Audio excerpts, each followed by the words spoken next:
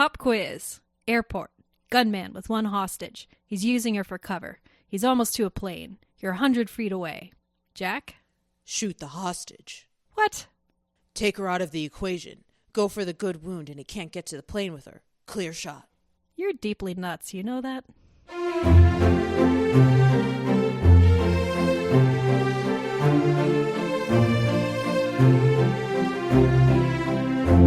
Welcome to Your Pick, a film podcast. I'm Geneva. And I'm Tatum. We are two friends who love movies and love sharing them with each other. Each week, we take turns picking a film that is close to our hearts and talk about why it moves us, to tears, to laughter, and everything in between. We celebrate the craft of filmmaking, as well as the unique and personal ways we find meaning in the movies we watch.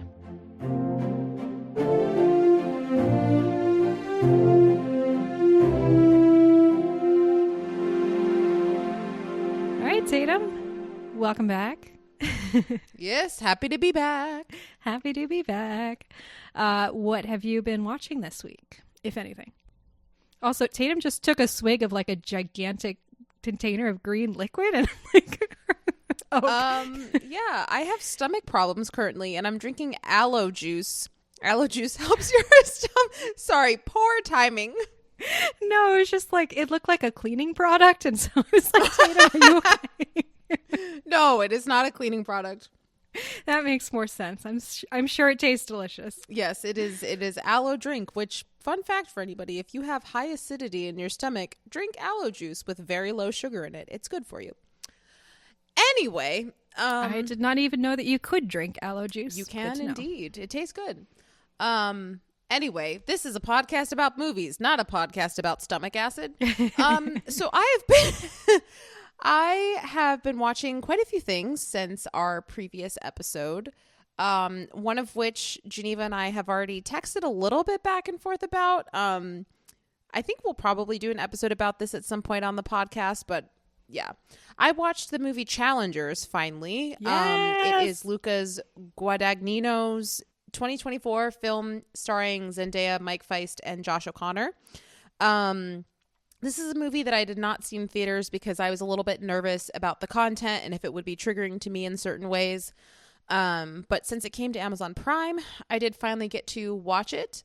It is a movie where, as it went on, I got more invested. The first part of it, I was a little bit like, okay, great. It's a movie about these two friends, and I thought the beginning was fine, and then I can't remember at what point it started to take a turn for me. To be honest, it's hard to remember the details of this movie because there's so many details and like turns and different routes that it takes and twists and things like that.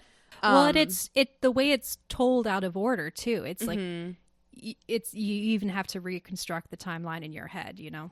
Right. Yeah. So by the end of the movie, I quite enjoyed it. My favorite thing about it, which I was telling Geneva this when we were texting, one of my favorite things that movies can do is like provide a lot of questions, but also offer zero answers. And I feel like this is a movie where it asks so many questions of like, who are these people? What are their relationships to each other? What are their motivations for doing what they're doing? What does all of this actually mean? Are they lying? Are they telling the truth? Like, it's just, are people manipulating? Are they being honest? Do they want this? Do they not?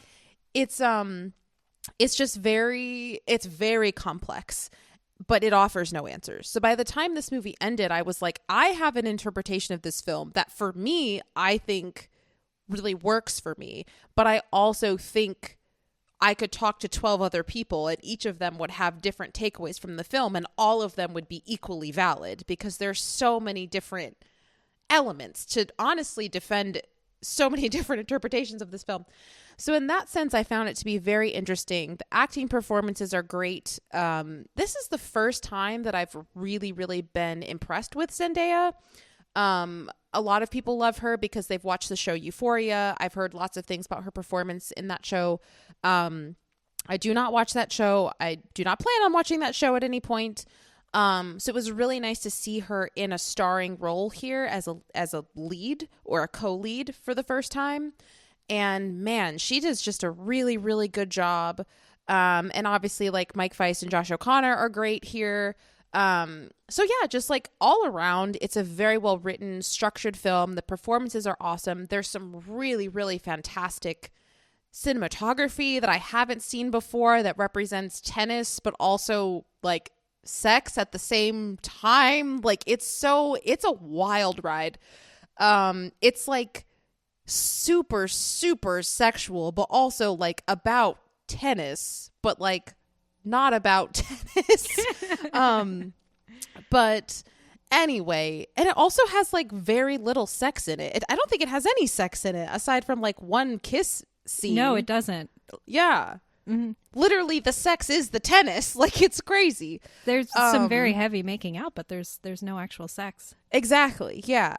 So I would recommend the film. I think it's something where like just go in with moderate expectations, because I think if you go in with really, really high expectations, you might be a little bit disappointed. And if the beginning feels a little slow to you, hang in there because it does pay off at the end. A lot of people are saying this is their favorite movie of the year. It is not mine. There are other movies I've seen this year that I like more. But that being said, this is probably one of the most well-written movies I've seen this year. So that's Challengers. So those are my thoughts on Challengers in brief. I don't know if you have anything you want to say about it or if you want to reserve it for another time, but like, how can I sum up my feelings? Exactly. Yeah. Cause this is your favorite movie of the year so far. It is currently my favorite movie of the year. Yeah. I mean, we've got a bunch of like great, Oscar contenders that are going to be coming out in the next couple of months. So who knows, that could change, but I cannot see it not being my high on my top 5 by the end of the year. I really, really love this movie for all the reasons that you said. I mean, it's great acting, great cinematography. It's a great script. The editing, the pacing is incredible. The music is incredible. And it's just a movie that's about these really complex characters who you love and hate each one individually, and they love and hate each other individually in different ways. And every rewatch, it's fun to just pick out the little nuances of, shifting of feelings or the way relationships change, or, oh, this person said this line and I felt like they were saying it in this way, but on second watch, I feel like there's another meaning behind it. And, that sort of thing. Like that's all just signs of a good script played out by really good actors. But it's also just so much fun, like it's really nice to get a movie that there's a lot you can talk about, a lot you can think about, but it's also just so much fun to watch. I remember when I saw the movie in the theaters. It was playing in IMAX the first weekend. So of course I went to see it in IMAX. Okay. Yeah. Let me tell you, watching Challengers in IMAX, like absolutely one of the top theater going experiences of my life. I came home, I was levitating. How many people were in the theater? I don't even remember. It wasn't full, but I think it was pretty well attended. It wasn't like sparse or anything like that. Yeah, okay. It was pretty well attended. But I came home, I was buzzing. I was just absolutely on cloud 9. I was like telling my roommate I'd just seen this movie that had just like, the power of everything that I love about cinema, the way it makes us feel, and, the beauty of it, the way it can, delve into human relationships and the nuances of time. And I was just so happy. And then I went back and saw it a couple more times in theaters before it left, because of course I did. It's just such a fun time. Every clip that I find of it on the internet, every GIF I find of it, I'm like, well, gotta watch this twice before I can move on to the next thing. So yeah, I like Challengers. It's a good time. Yeah. And I also must say, just as a side note, Zendaya's hot in this movie. Oh my gosh. Yes. I'm like, can anyone watch this movie and not find her absolutely like the first scene where she comes out and plays tennis and yes. So good. Yeah, she is absolutely she is a force in this movie. Mm-hmm. Yeah. There's one scene in the movie, which is probably my favorite acting moment of hers, where she's doing nothing but listening to another character talk. And the look of absolute disgust and bafflement and curiosity, but also a tiny bit of horniness that's on her face. She looks like a cartoon character as her face just slowly contorts.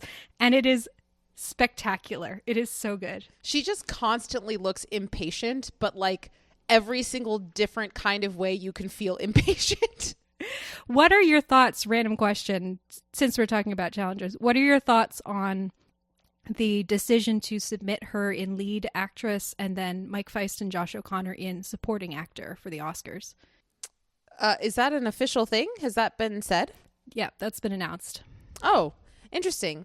I mean, I think in my mind, all three of them are leads, but if I had to choose one to be the lead, I would choose her because I think that she's the one who kind of holds it all together. Like, literally and metaphorically, she's like dominating the two of them. So it makes sense that like she would be considered the lead.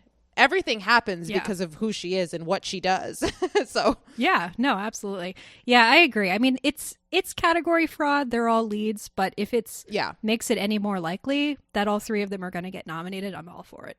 Yeah, it'll be interesting by the end of the year to start thinking about like what are the best performances out of all of the ones that I've seen. But yeah, I think all three of them were great. I have not seen enough people talking seriously about Austin Butler and supporting actor. And come on, guys, we can't forget how good he was.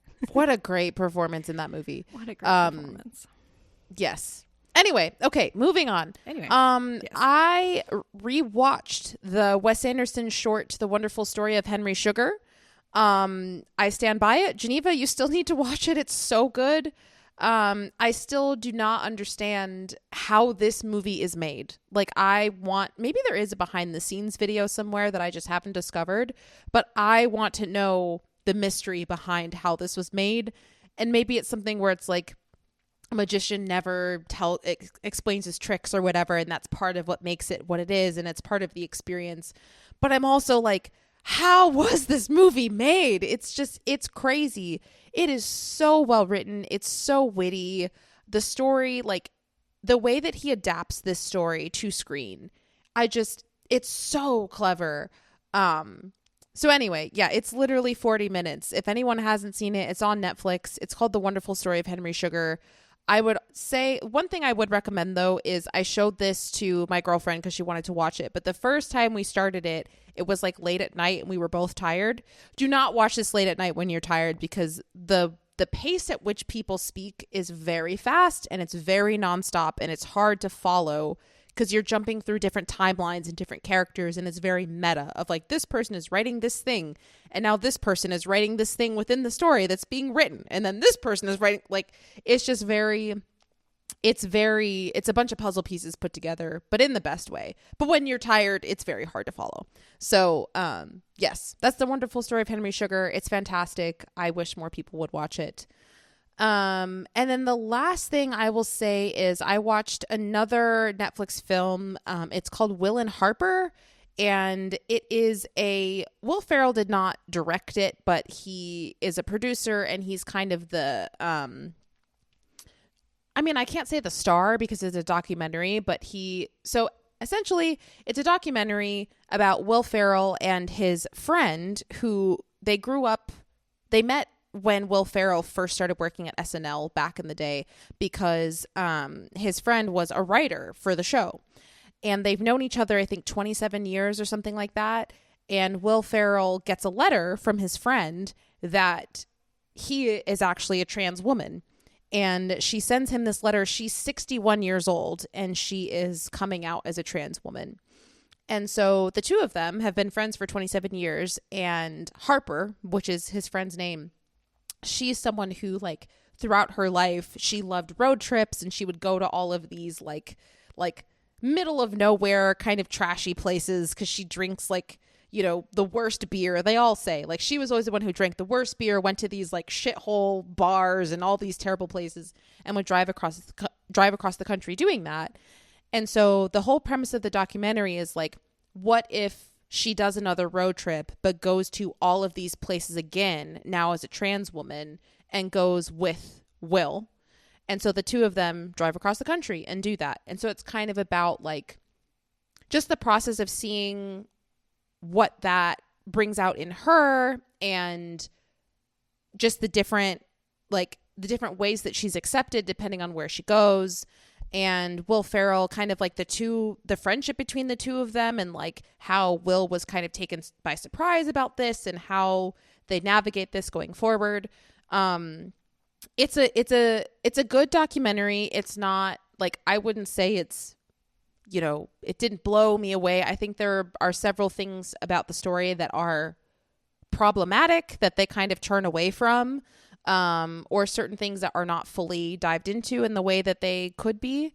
But at the same time, I do think that it is a very educational film for people who, the way I described it to somebody when I was talking about it is like, it gives a heartbeat to transgender people. Because I think a lot of people don't know transgender people. And so they have an idea of them from afar.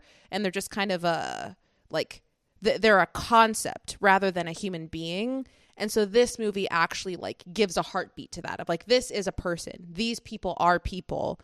And their stories need to be told, and their stories are valid, and their human experience is a human experience. So in that sense, I think it's exposure that is really important for people to see. I think Will Ferrell is going to be a big draw for an audience that probably would not engage with films like this otherwise. So yeah, it's called Will and Harper. It's on Netflix. It's a relatively short-ish documentary. And I would recommend it, if for nothing else, like just to, you know, see two friends driving across the country together, navigating their friendship as they've aged, and just hearing stories that are important to hear. So that's Will and Harper. Yeah, I thought it was a perfectly fine documentary. So anyway, that's what I've been watching. Cool. All right. Yeah, that sounds, I've heard about that movie. Sounds interesting. Yeah. What have I? Oh, so in in October, which is when we are recording, I always try to catch up on a few horror films that I have never seen before, because I did not grow up watching horror. I have a low tolerance for certain, like, you know, violent and scary things, but I'm trying to expand my horizons. So this past weekend, I watched 3 horror films. Wow. Horror classics from the late 70s and early 80s. Those are easier horror films to digest. The ones from that, yeah. Well, I was going to say, they are all excellent. They're all beautifully made. I'm glad I watched them all. I may even rewatch some of them at some point. They're all extremely depressing and end on a really hopeless note. And watching all 3 of them in the same weekend was maybe not the smartest thing I've ever done. But, you know, always glad to watch new movies. So, okay, the first one that I saw was the 1978 Invasion of the Body Snatchers. This is a remake of the 50s classic. I'd seen the 50s one at some point in the past. This one stars Donald Sutherland. It all takes place in San Francisco. For some reason, I thought these movies always take place in like a small town, but this is like in the middle of the city. And, you know, it's the 70s, so that sort of like era of paranoia, distrust of institutions is very much baked into the premise. This idea that like you see something happening on the surface that seems a little weird, and before you have a handle on it, you realize it's everywhere and you can trust no one, and the government is being taken over and there's no one you can turn to.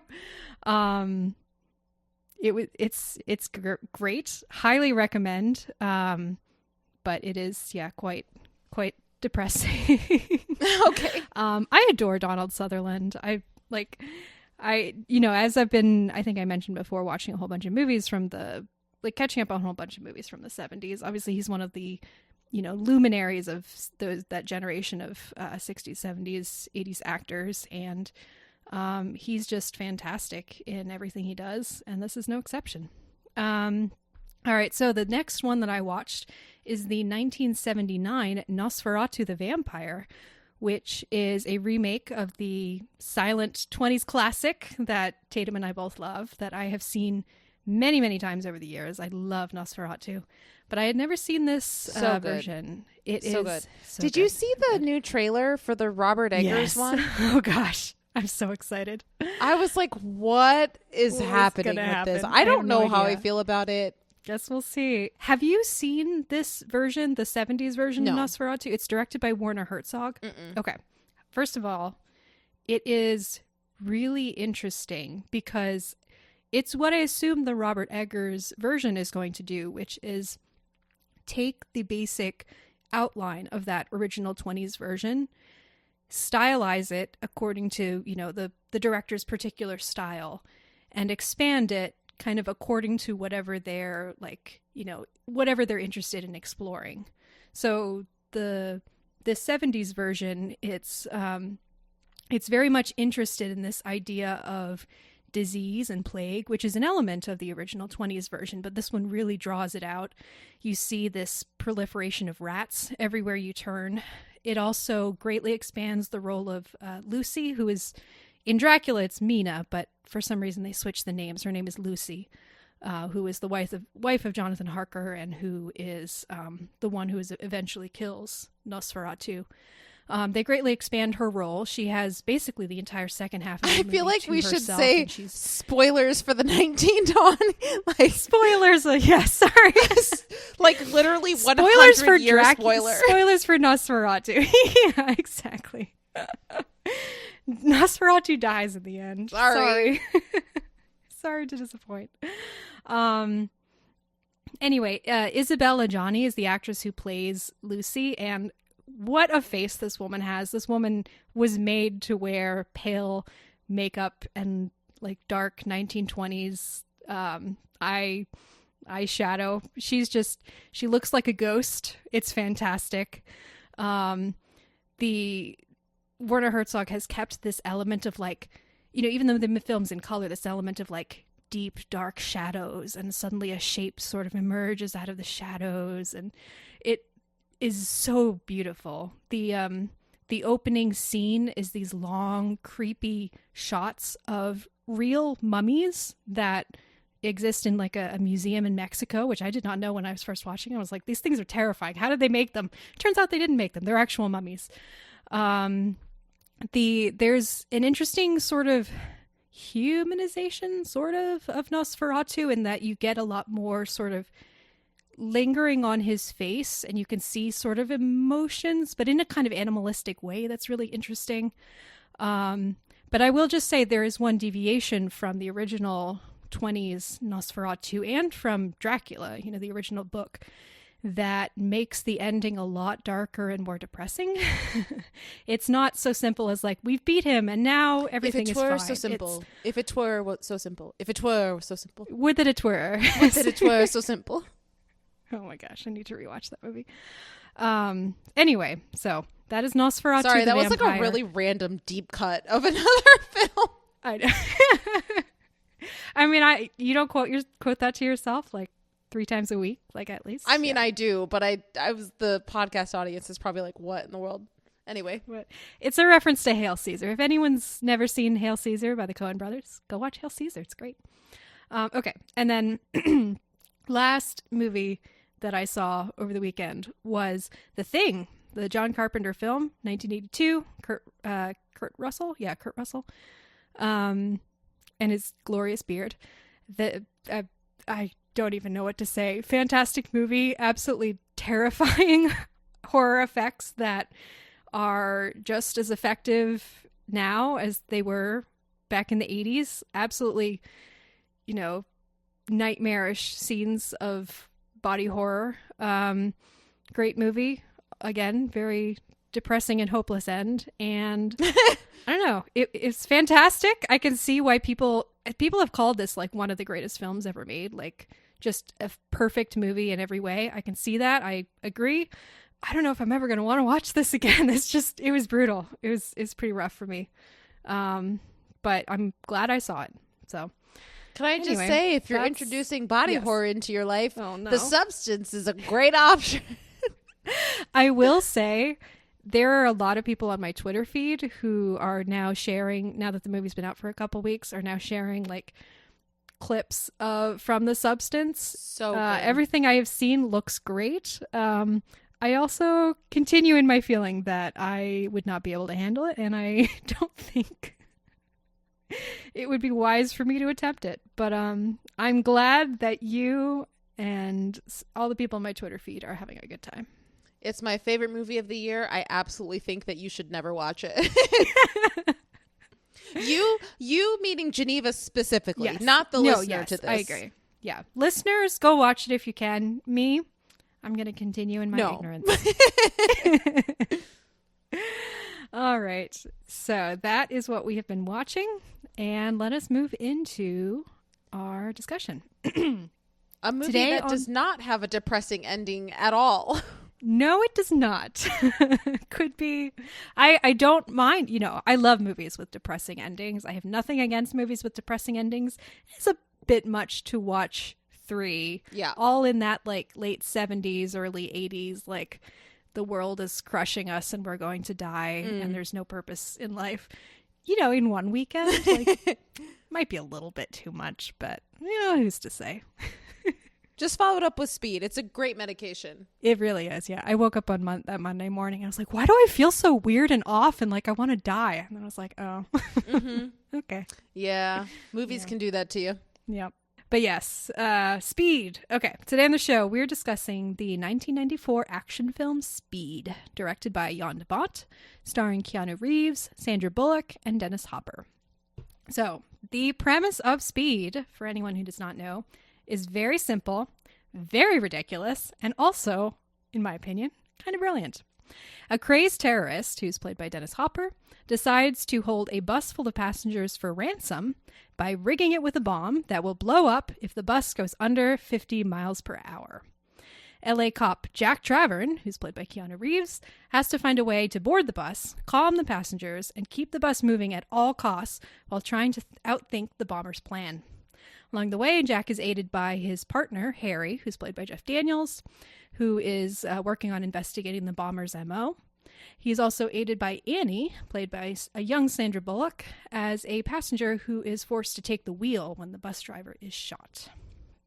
So I've got a bit of production and some just like kind of context for this movie. I had a lot of fun reading through articles about this stuff. So at this time, this is, early 1990s, a new paradigm for what action movies look like has come out onto the scene. So in the 80s, action movies are like roided up like Arnold Schwarzenegger, Sylvester Stallone, that sort of thing. But when Die Hard comes out and is a huge hit, there's suddenly this new formula, which is basically you take a confined location, add some terrorists or some sort of bad guys, and then you have an everyman hero who's going to take them down. So Bruce Willis, a little more, everyman than like an Arnold Schwarzenegger. Yeah, just a little bit more. Just a little bit. So to this day, Speed is sometimes referred to as Die Hard on a bus. This movie started life as a spec script that was written by TV writer Graham Yost, who pitched it first to Paramount Pictures, then later to 20th Century Fox. The original script took place entirely on the runaway bus, but the studio did request that additional set pieces be added. That led to the creation of the opening sequence, which involves an elevator, and then the final sequence, which involves a subway. A young Joss Whedon was also brought in as an uncredited writer, Joss Whedon being the creator of Buffy the Vampire Slayer, Firefly, did a bunch of the Avengers movies. He made significant contributions to the dialogue and characterization, which includes changes to Jack Travern's personality and, very important, the addition of the recurring phrase, "Pop quiz, hotshot." Let's see. John McTiernan, the director of Die Hard, was originally offered to direct this movie. He turned it down. It's very similar to Die Hard. But he did recommend that his cinematographer for Die Hard, Jan de Bont, direct it instead. So this became Jan de Bont's first directorial feature. Actors who were considered for the lead role included Tom Hanks, Tom Cruise, and Wesley Snipes. But I Jan love de Bont, all of those. I know, very different movies with all of those, but could have worked. Yeah. Jan de Bont decided to go with Keanu Reeves off the strength of his performance in Point Break a couple years earlier. Point Break is an action movie. Great movie. We should probably do it on the podcast at some point. Obviously, at that time, though, Keanu Reeves is more extremely gay. Oh, yes, absolutely. Yeah. I mean, it's Catherine Bigelow using this movie about the relationship between two men to explore masculinity, and it is extremely homoerotic. Mm-hmm. It's a really good movie. Yes. Anyway, at that time, obviously, Keanu Reeves was mainly known to audiences as Ted from Bill and Ted, so this was very much a departure for him. Actresses considered for Annie included Halle Berry, who actually was offered the role and declined, and later said she regretted it, which, I would love to see her in that role. Ellen DeGeneres apparently was also considered. That's insane. Again, that is would have been a absolutely very different insane. movie. I think the idea for Annie from what I read, like, kind of went through different permutations. Like, she was sort of conceived as a different character originally, and then later turned into the character that she became. So I have to imagine would have been different, but who knows? I mean, it would have had to be, I feel like. Yeah. I mean, was Ellen out at this point? I don't know the timeline. I think Ellen's been out since she first became Ellen, but I don't know. I feel like she came out very young. Well, I mean, she famously I came should out. know that. Yeah, I mean, she famously had a sitcom called Ellen, and she came out on the sitcom. Like, there was an episode where she comes out, and like the rest of the sitcom involves her like living as a lesbian woman, which was not the case for the first part of the sitcom. So I don't know when that happened, whether that was before or after this. But anyway, yeah, would have been a very different movie. But even aside from that aspect, Ellen DeGeneres in this role is insane. Yeah, like, no, I agree. That's just crazy to me. Thankfully, eventually Sandra Bullock was cast. Bullock at the time was pretty unknown. Just the year before this came out, she was in Demolition Man, which kind of got her some recognition, but this movie really just catapulted her into stardom.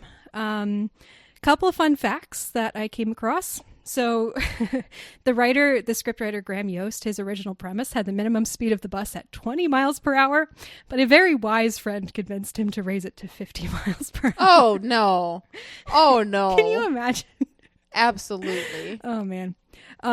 No, that would be terrible. Yeah, let's just like stroll along next to the bus. Originally, Harry Temple, Jack's partner, the Jeff Daniels character, was actually supposed to be revealed as being the bad guy, like he was in league with the bomber.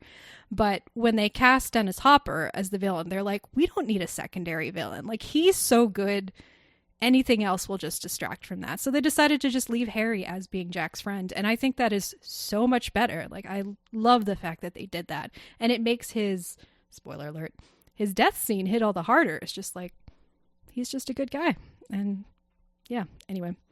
The production for this film utilized 14 buses in all, two of which had to be blown up.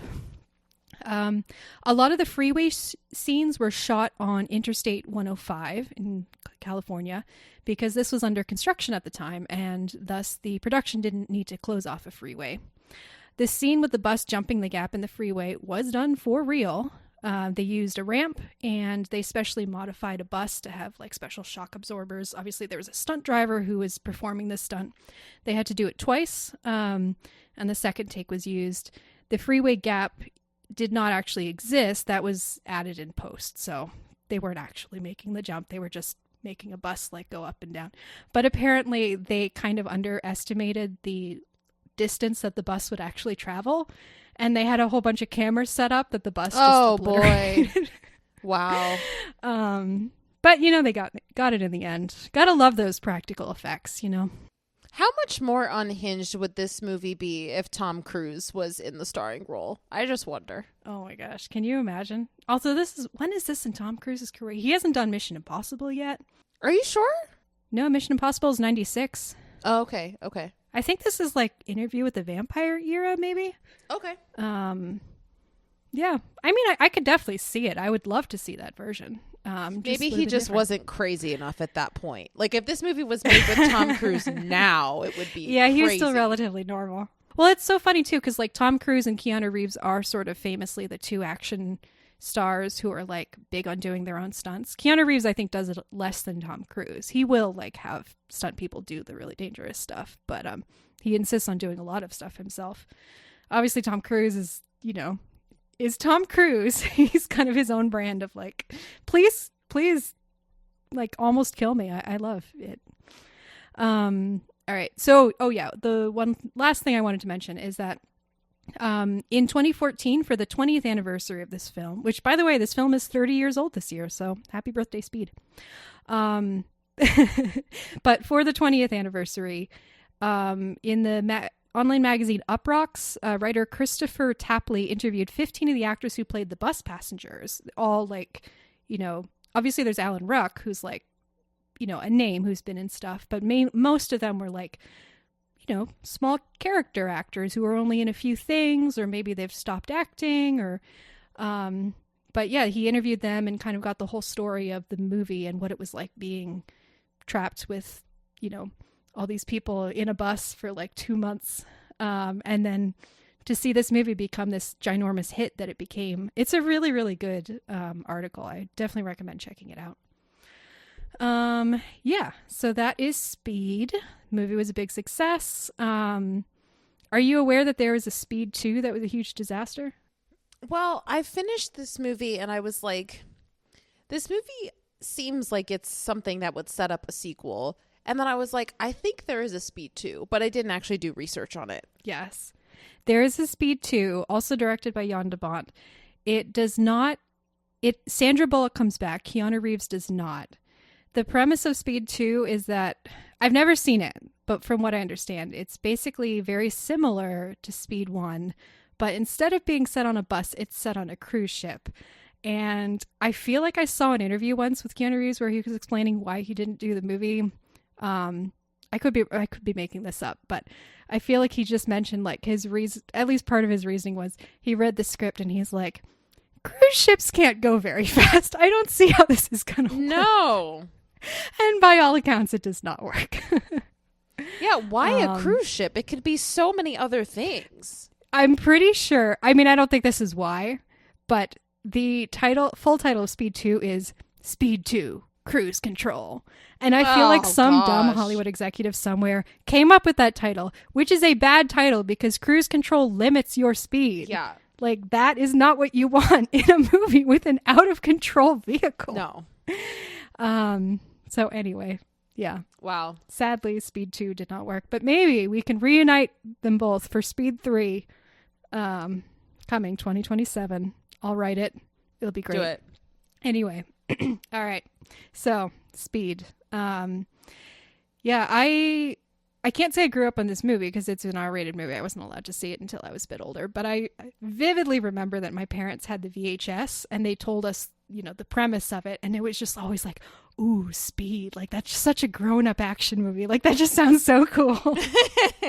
I don't remember the first time, like when exactly I saw it for the first time, but I loved it. You know, I just had such a blast. I've revisited it on and off over the years. I did a deep dive on Keanu Reeves' career a few years back when I saw John Wick for the first time.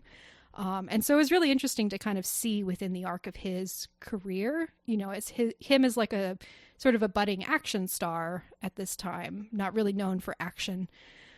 But this movie was very like influential in shaping his, you know, certainly like not revitalizing, but like giving a boost to his career and also kind of shaping and expanding the roles for that he could play. Sandra Bullock, obviously, I've just seen in so many of her rom-coms, and she's just such a dazzling premise and such a charming, you know, on-screen actress. But it's cool to see this movie that's really not one of her first roles, but, you know, one of her first leading roles, and you can see why she became such a star. So yeah, I really enjoy this movie. I fully acknowledge it's super dumb, but I think it's really well directed, and I think like the combination of some really smart script changes and just really, really excellent casting has kind of elevated it above, you know, it's just Speed on the bus to something that's really unique and something that's kind of endured. So I can't remember, is this your first time seeing this movie? Yes, it is my first time seeing this movie. Yes. So what were your thoughts? Yes. So this is my first time seeing this movie. It's something where like I knew that this movie existed, but it was never really something that I felt like a big sense of urgency to watch. But at the same time, when you put this movie on our list and you said that we were going to watch it, I was quite excited. I was like, feel like this will be a fun time. Turns out this movie is a very fun time. And I actually would like to push back against the statement that this movie is dumb. Ooh, I please. don't think that this movie is dumb. I think you can have a simple premise and have a movie not be dumb. Like, this movie has a very simple premise, obviously. And like, there's some acting in this that is wacky. There's some one-liners that are also super wacky. But overall, like, I think the pacing is good. I like the casting. I think the soundtrack, even though it's like very of its time, I think it's got a good soundtrack. Yeah, I mean, I like this movie. I don't think it's dumb. I just think it's like, it's something you throw on if you want to have a good time. And I don't think that means it's a dumb movie. But I will say, I was watching this. So I watched this last night, and my girlfriend was not watching it, but she was sitting next to me doing homework. So every once in a while, she would like glance over at the TV. And then there was one point when she was like, they're still on the bus. And I was like, yes, that's the premise. That's the movie. I was like, that's the premise of the whole movie. That is so and she funny. was like, that's the whole movie? And I was like, yes, it is. And she goes, oh my God. So she also was like, what is this? But then she watched a little bit of it and she was like, I hate this. And I was like, no, you don't. She was like, okay. But anyway, I think it's a very engaging movie. I think the action is very well done. I think in particular, the opening sequence really gets you into the film from the get-go, in my opinion. It kind of lets you know what the vibe is. It lets you know who these characters are, what their dynamics are, what their relationship is to each other. It introduces the antagonist. I think the weakest part of this movie is the end. I do not think we need the train, the subway. I don't think we need it. It made the movie way too long. The interesting part is the bus. That period, in my opinion. So yeah, I really enjoyed this movie. I honestly was a little bit sad with the quote that you chose to start this episode, because I was like, there's so many like funny one-liners and back and forths. Like there was one that I wrote down. Let me pull it up real quick. It was there's enough C4 on this thing to blow a hole in the world. It's like, what? No, that's not a thing. Like that's not how that works. So, I mean, any amount of C4 is going to blow a hole in the world. It'll just be a small right. Exactly. So it's just like, there are several lines in this movie where it's like, that's not how humans talk. That's not how this works. Yeah. But that being said, it's very entertaining. It's a lot of fun. I liked the dynamic of all of the characters on the bus. I feel like there was a lot of humor in it, but also there were moments where it was tense and suspenseful. So overall, I liked this movie. I thought it was a really fun time. Again, I think it ended on a low note. I don't like the ending at all. I don't think we needed the subway sequence. But yeah, I'm really glad you chose this movie, and I'm really glad I finally watched it. I had a good time. I'm so glad. Oh my gosh. I was so nervous that you wouldn't like it. I'm so glad that you liked it. And I'm so glad that you said that too. No, I liked it. Yeah. And I'm so glad that you said that too about like movies can be simple without being dumb. Because like I say it's dumb in the sense of like, you know, like the premise would not happen in real life. There's some unrealistic things that happened, but it's not dumb in the sense of like, it is really, really well crafted. Oh, and yes. honestly, I truly do believe that sometimes to make a super fun movie that is really well crafted and is going to endure and that people will think about and rewatch, that is in some ways harder than making like a, you know, a sort of Oscar bait or like a period, like serious period drama in some ways, like, you know, not discounting like how difficult it is to make those movies or to make any movie really. But I've heard it described once as a souffle, you know, a souffle movie where, because a souffle is notoriously hard to make. It is a light structure. I think there's a lot of like beaten eggs and things like that. You make the slightest wrong move, it's going to deflate in the oven. It's so light and airy and it just tastes delicious, but it's so hard to put together unless you really know what you're doing. And I think a lot of movies like this are similar to that. You know, it's displace any element the movie is going to be different, but there's a very high chance that it's going to fall. And everything has to line up right for a movie like this to be as fun as it is and to have the impact that this movie did. And I think it's really impressive, especially considering that this is the director's first time behind the camera as a director. And, you know, he did a really good job. He cast well. He, whatever influence he had on the editing and the special effects really worked. But yeah, there's just so much to this movie that could have gone wrong, or just not even gone wrong, but just like could have been super unmemorable. And I don't know, it wasn't. Well, I think that this movie very easily could have been dumb. Mm-hmm. Like, this could have been a movie where it's like, why am I watching this? This is just stupid. Like, none of this makes sense. None of this is realistic. Like, it could have been a legitimately dumb movie that was unbearable to watch. But it's not, because it knows what it is, and it did so many things right along those lines. And so I really appreciate it for that reason. Yeah. And I think, you know, I mean, to me personally, the real secret sauce of this movie, not even secret sauce, the very glaringly apparent sauce of this movie is the chemistry between Keanu Reeves and Sandra Bullock. Their dynamic as they're getting to know each other and building trust and finding ways to surprise each other and just really enjoying kind of building a rapport is just really delightful to watch. And that's something that you're not going to get with most actors, you know, it's something that really is dependent on who the people are, their particular relationship to each other, and what the director is able to bring out of them. And just thinking about, like, you know, as I was doing the research, one thing that they mentioned is that the original conception of the movie, again, Die Hard on a Bus, the Jack Travern character was a lot more in the John McClane mold. You know, he's very like, sort of like, he's kind of more of a maverick. He's more of a hotshot. He's more like cynical. He's more, you know, all these things that like Bruce Willis pulled off brilliantly in Die Hard. But that's not really who Keanu Reeves is. And also, if you just did that character again, you're just doing like a cheap imitation of Die Hard. And one of the things that, you know, I'm sure to some extent Graham Yost set it up, but I think from what I've read, especially Joss Whedon was able to pull out is, let's make this character different, you know? Let's give him this sweetness. Let's give him this, like, politeness. Let's but give also him this, some like, gum to chew. Let's give him some gum to chew. And then Keanu Reeves comes on the set. He's like, I'm going to shave my hair, which people haven't really seen before. My hair is like part of my Ted, you know, persona brand, and I'm just going to shave it off. I'm going to be chewing gum all the time. I'm going to be, you know, I have this sort of like sensitive, soulful, like persona on screen. I have this really interesting way of talking that no one else has, which sounds very wooden, but he's able to kind of modulate it in certain ways. And then again, just like the way he plays off of Sandra Bullock, like it really creates something that is so different from what could just be a template of another action movie, action hero played by another actor, if that makes sense.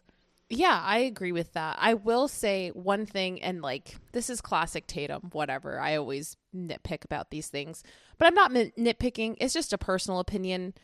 I don't think that their relationship needed to be romantic. I think I would have preferred it if they found it as like a bonding experience as friends. I really appreciated seeing them get more comfortable with each other and seeing like the two of them going through this experience together definitely bonds them. And I really liked that a lot. It was once they started making it romantic that it felt very forced to me. And I was like, ugh, like we don't need a romance in this. I just have a thing with Hollywood movies where it's like everything doesn't have to be a romance. Like it doesn't have to be single man, single woman. Let's have them fall in love. Like it's not necessary. And I feel like in this movie in particular, it just feels like a trope, and which it is. A lot of movies use romance as a trope. But to me, like, I really loved their connection. And it was once they started making it romantic that I was like, do we need to do this? Do we really need to do this? And then at the end, I was like, oh, God, like, what? Okay. I mean, we knew it was going to happen even before watching the movie. That's the problem. It's like before watching the movie, you know that it's going to happen. It's like, no, don't do the obvious. Like, just have them be good friends. Maybe they'll fall in love, but like not right away. Like, anyway, that's just a Tatum thing. I stand by it. I don't think it was necessary, but whatever. Yeah, that's fine. I love how I knew that is what you were gonna say, and I disagree. Like, this is one of the, I understand where you're coming from, definitely, and I agree with a lot of movies. Well, I also knew you would disagree. Yeah, no, it's fine. That's just who we are. It's just for me, their chemistry is so electric in a way that you do not find with, 80-90% of action movies out there. And they're both just so attractive and so charming. And especially because it's like, and they explicitly lampshade it in the movie, which I kind of love, the like relationships that start under intense circumstances never work. And they're like, what the hell? We're both hot. We like each other. Like, why not give it a shot? And I feel like there's a way in which that's realistic, in the sense, like, if I was Sandra Bullock and Keanu Reeves had just pulled me off a bus and, I would have melted too. Like, would it have collapsed after 2 weeks? Yeah, probably. But literally this movie is about this sort of like fantasy of, being able to perform these heroic acts when in the middle of your everyday life, and then finding a connection with an attractive person in the midst of it. Do we need to know what happens afterwards? No. Apparently the reason that they excused Keanu Reeves not being in the sequel and Sandra Bullock has another love interest, it's because they knew the relationship wouldn't last. Yeah, exactly. They call back to that line, which I don't like. I don't need to know that. I know that that's not going to work out, but I don't need to know that, Yeah. Anyway, let's see. Okay, so the opening sequence you mentioned, I just agree. It's such a great opening sequence. It's such a tight, like, perfectly, like you said, it's such a perfect encapsulation and introduction to who these characters are. I really love the friendship between Jack and Harry, the way they banter with each other. They clearly love each other, have a lot of trust. You get the dynamic of, like, Harry's a little bit older, he's got a little more experience. Jack is a little younger, he's a little bit more the hotshot. I love this sort of, like, just the opening quote that I chose is it gives you a really interesting perspective into who Jack is too, because he's so, like, just cold and methodical in that, like, oh, shoot the hostage, take him out of the equation. And I think you're a little bit shocked of, like, is this guy, like, is he okay? Is he a little bit psycho? But once we see him interacting with actual human beings, we say, actually, no, he is a very, like, kind and empathetic person who's really going to put himself on the line to save innocent people. The thing is just that he is a problem solver, and he is someone who's going to look at the situation and make a quick assessment and going to be able to find an intelligent solution that is maybe a little outside of the box. And that's just something that we see over and over again. I love the moment where so they've cornered the bomber, Howard Payne, the Dennis Hopper character. And he's got Harry, and he's using Harry as a shield, and Harry's like, shoot me, shoot the hostage. And then Jack does, and Harry just goes, you fuck. And then Jack gives this little, like, whatever, like, shrug. That is just so hilarious to me. It's like, you can just see the years of friendship between the two of them. Like, Harry is like, just, take me out. Like, it's not worth it. You have to get to him. And then the second that Jack actually does what he says, he's like, I hate you. It's so charming. Yeah, I will say a question that I kind of had throughout the movie from the very beginning, which I think I might have missed something or whatever, but the antagonist, Howard, that's his name, right? Howard? Correct, yeah. I didn't fully understand his story. Like, I understand that he wants $3 million or however much it is. But as time went on, I was like, does he actually have a reason for doing this? Or is he just kind of like, like the Joker says in The Dark Knight, some men just want to watch the world burn? Because as time goes on, I'm like, was he a cop in the past? Who does he have a beef with? Why? I just don't fully understand. Like, from the very beginning, we establish him as this guy who's super into C4 and just kind of is like, I'll kill whoever in order to get money. But I didn't understand why. Yeah. So there is not a specific incident that has, at least that is presented as the reason he is doing this. But what we are told is that he was a cop, and at some point during the line of duty, he lost, like, his hand was damaged. He lost his thumb, which is kind of like his distinguishing marker. That's why his hand looked like that. Mm-hmm. Oh. Yeah, exactly. Yeah. So he was injured in the line of duty. And then we know that he served long enough that he retired and he got the cheap gold watch that they talk about. So basically the idea is that he gave years of his life and his physical health to serving in the police department. And then he felt like what he was given at the end of it was not worth it. And that turned him bitter. And he decided to use the bombing knowledge that he gained, you know, by working, I guess, presumably in the same department as Jack and Harry. So he's basically like a darker version of Jack and Harry if, you know, at the end of their retirement, they felt like they'd been just passed over and used. So yeah, he keeps talking about the money he's getting is the money that he's owed. And so he feels like this is what I owe from everything that I've given to this career that gave nothing back to me. He thinks that he was owed a lot more. You know, I just think, like, if I reach the end of my life, even if I never got paid a day for the work that I've done, I don't think I would still say my lifetime of work is worth $3 million. Like, what? Maybe it is. I don't know. I've never done the math, but that just seems very entitled to me. I don't know. I mean, over the course of your career, you're probably going to be making like a couple $1 million, but I don't know that you're necessarily. Well, I mean, adjust for inflation, though. How much is that now? 10 million? Also, yeah, it's $3 million in the 90s. Yeah. Well, I was just going to say, like, that's hopefully why you also, once you retire, won't be bombing people and holding buses for ransom. You don't know that, Geneva. There's still time. Oh my gosh. I have decades to become bitter. That is true. That is true. You're going to need to build up your C4 knowledge from where it currently is. Although, actually, you work in props. Who knows what you know and don't know? I don't know anything about C4, so... Okay, good. Oh, man. The closest I've gotten to that is there was one thing that I worked on where we needed fireworks. Mm-hmm. And so I bought fireworks, and then production was like, no, you can't have fireworks on set. That's dangerous. And so I had to get rid of the fireworks by soaking them in water. That is the closest I've gotten to C4, and production was immediately like, no, get rid of that. That's a safety hazard. Safe sets, yes. One of the things that I just wanted to pull out of the opening sequence, because it brings me such delight each time, is when Jack and Harry are introduced for no reason whatsoever.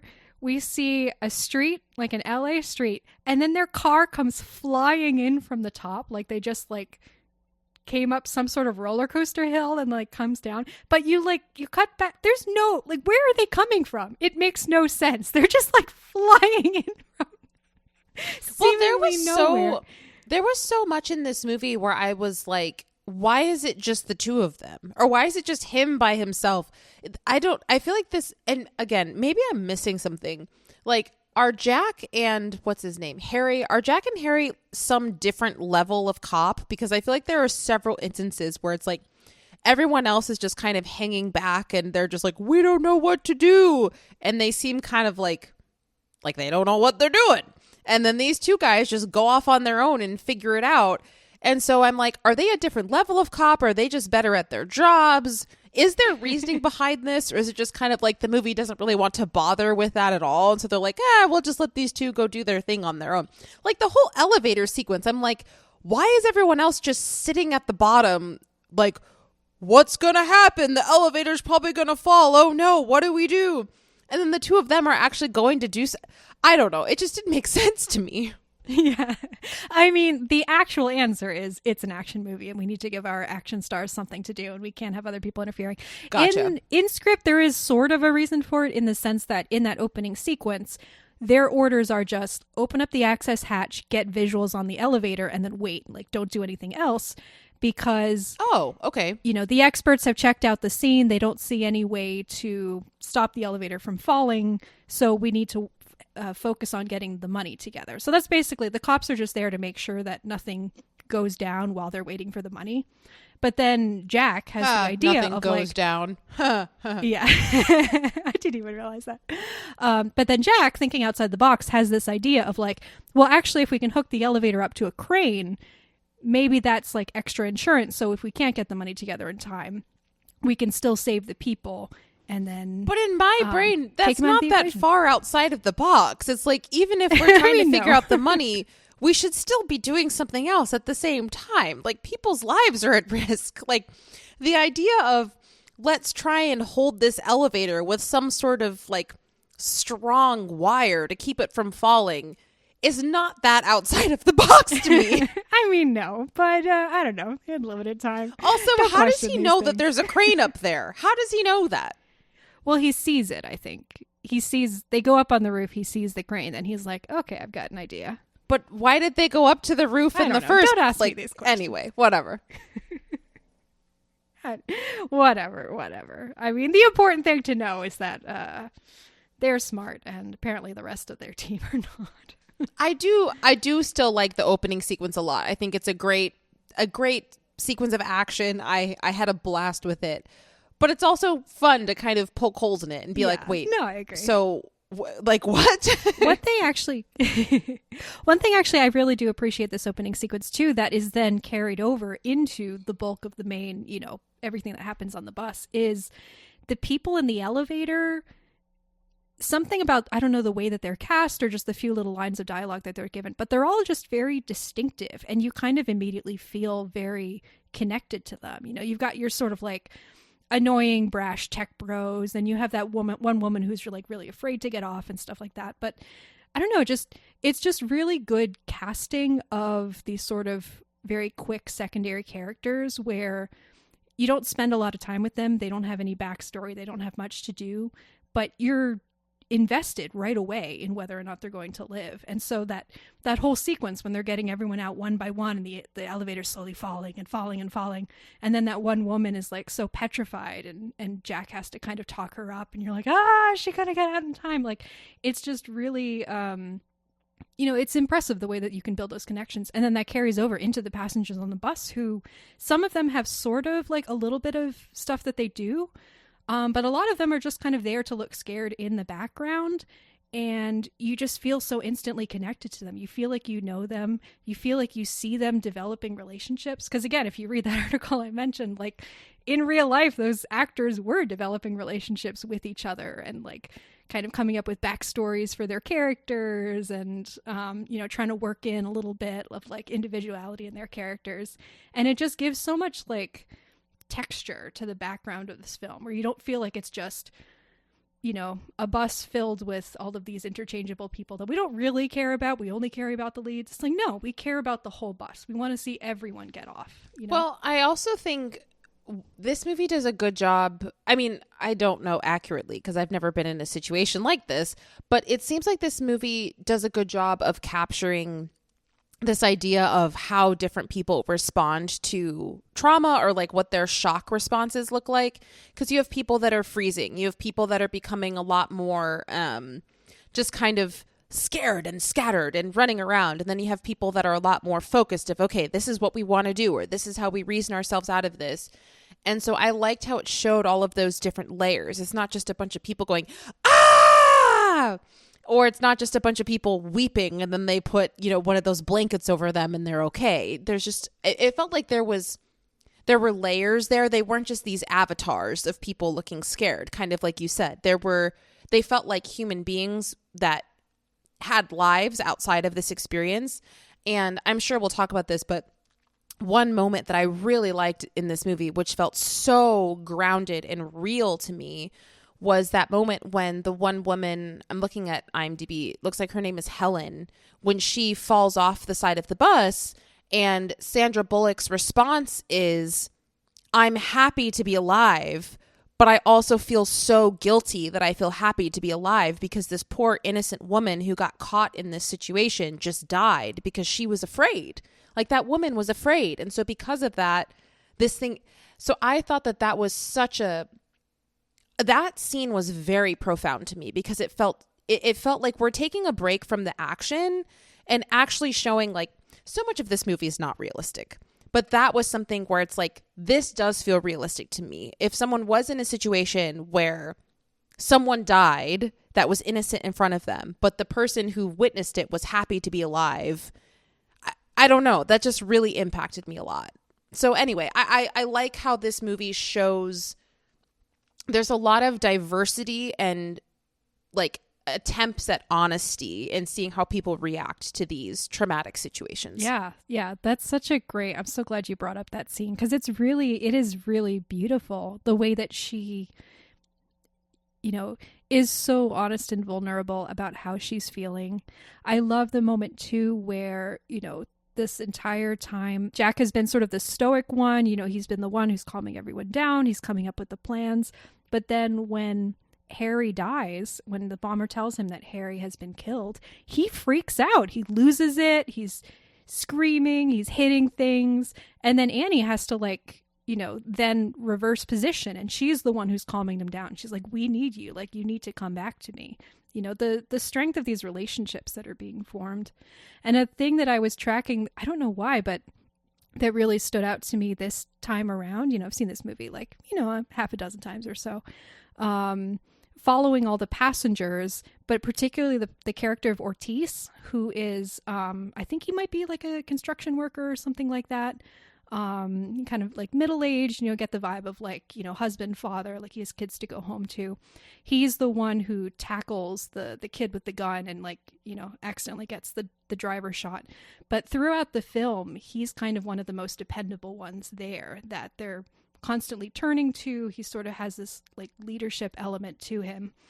And then at the end, when they're getting all of the passengers off the bus, Alan Ruck, who's this like annoying tourist that everyone kind of tolerates but can't really stand. Every line that Alan Ruck says in this movie is so funny. But he's the last one off the bus. He's the one who's like scared and doesn't know if he can do it. And Ortiz is in front of the people on the with the cops and the people who are trying to get them off the bus. He's the one who's talking Alan Ruck off. And when he finally manages to pull him off and like the ramp comes down and he almost falls, but they pull him up, Ortiz just gives him this big hug and is like, you know, good job, buddy, or something like that. I don't remember the exact line, but it's just this really beautiful like development of a friendship happening in the background under these extreme circumstances between these two people who under normal circumstances would never have, you know, interacted or spoken with each other. But, you know, I just found it really, really adorable, this go around. Well, it feels also very full circle in the sense that, you know, earlier on in the movie, we hear Ortiz kind of reveal that he has a wife and kids. And then I think Alan Ruck's character is the first one to respond. And he's like, oh, so you think that your life is more valuable because you have a wife and kids and I don't. And that kind of creates this conflict that everyone starts arguing. And so I think it's cool to see them kind of come around by the end and have this established trust between the two of them. And seemingly between everybody too on this bus. But yeah, I think that another reason why this movie works is that everything works here in terms of all of the characters feel real, which again, I think defends, in my opinion, my statement that this movie isn't dumb. This movie is actually very well crafted and executed. It's just in a genre that I think a lot of people, you know, it's like ultimately, what's the point to this story? Like, what is the point? We don't really know. But there's a lot of things within it that I think are just very well done. Yeah. So I have a theory that it's not really that deep a theory, but it's that the best action movies are good. And I'm just going to throw this out as a blanket statement, and then immediately I'm going to come up with like 3 examples that are counter to it, but who knows? It's fine. The best action movies are movies that raise our adrenaline and like tap into that sense of like excitement, but also that really do a good job of playing to our love of puzzle solving. Like the best movies are all about solving problems. You know, Indiana Jones is like, he's got to get the Ark, and then it's on a bus or it's on a truck. And so he's got to get to like the back of the first truck, and then there's a Nazi coming at him. And so he has to like get around and like, oh no, he's fallen off. And how does he get back? Like, it's just like a series of puzzles, problems that he needs to solve one after another. And so it's so much fun to see the action hero encounter this circumstance that seems impossible and then figure out a smart way to get around it, whether it's through some sort of strength, but often just through like brain. And so much of this movie is the characters just encountering one issue after another. It's just like, how is Jack going to inform the bus driver that there's a bomb on the bus? Like, well, he tries shouting at him. That doesn't work. He commandeers a car, tries shouting at him again. Still doesn't work. He gets the guy to write it down on a piece of paper. Well, I will say, that was a part of the movie that frustrated me because Jack was literally constantly like, don't slow down. You have to stay above 50. I need you to listen to me. And I'm like, dude, you could have literally from the very beginning been like, there is a bomb on your bus. I'm with the LAPD. Like, do as I say. But I'm like, dude, that's what he was doing. Why are you taking so long to express why this is so urgent? Like, that's what he was doing. He was yelling LAPD. No, because he took forever to actually say there was a bomb on the bus. He was trying to do that. Yeah, I know, but he was like, don't go below 50, slow down, speed up. I'm like, you could literally say, there is a bomb on your bus. Don't, like, whatever. I don't know. That just bothered me. It felt way too long for him to actually get to the point. He tried to do that. But also, yes. I will say, it gave us more time with the character of the person who owns that car, because that is my favorite person in this entire movie. I laughed so hard when he's like LAPD, get out of the car. And he doesn't get out of the car. He just moves to the other seat. And then Jack's like, all right, you can stay in here. That's fine. I'm just going to start driving your car. I loved him because he was very clearly, he felt like the, what's that phrase? The, like the audience surrogate of like, okay, this is wild, this is crazy, but also kind of funny, and I'm here, so I don't know. I just really liked him. I thought he was great.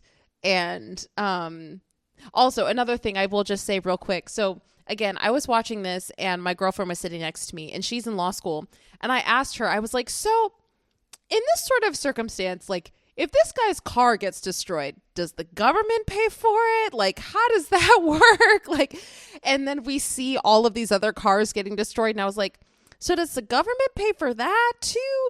And she was like, I honestly don't know. And then there's the part in the movie where Jack asks the owner of the car, do you have insurance? And I was like, okay, so that means the government's not going to cover whatever damage happens to this vehicle. His insurance is responsible for it. That scene is so iconic. I don't know if that's actually accurate to real life. I just thought it was a really funny element to the movie. I would assume not. The government is not responsible for putting the bomb on the bus, which is the cause of the whole situation. So I'm sorry, people. You're probably screwed. But that scene is so funny to me. Do you have insurance? Yes. Why? And then he immediately, and really cleverly, again, my theory that, the best action movies are about solving problems. Like, how do I get on this bus? This door is in the way. How do I get rid of the door in the middle of a highway? Well, we open it up and then we cause the bus to smack it off. Which I'm like, I don't know. I just like, is that a thing that can... I get paranoid sometimes when I'm driving and someone is parked on the street and they open a door and I think I'm going to be in speed. Oh, yeah, absolutely. I agree. That guy is so funny. The part where he's like, Keanu Reeves is like, I need your car. And he's like, he like freaks out because he thinks that he's like accusing him of stealing. And he's like, it's not stolen. And Keanu Reeves pulls out a gun and is like, it is now. Get out of the way. I wish we could have had a scene later in the movie with that guy like sitting in front of a TV watching it unfold or something. I know, right? That would have been so fun. Oh my gosh. Yes, that would have been great. Well, I was going to ask you, like, what is your favorite set piece from this movie? Or like kind of like individual sort of thing that they have to do? I don't know. You give me your answer and then I will use that to give me an idea of what it is exactly that you're asking. I mean, there's obviously the bus jumping the gap is iconic. Like, that's just the most impressive one.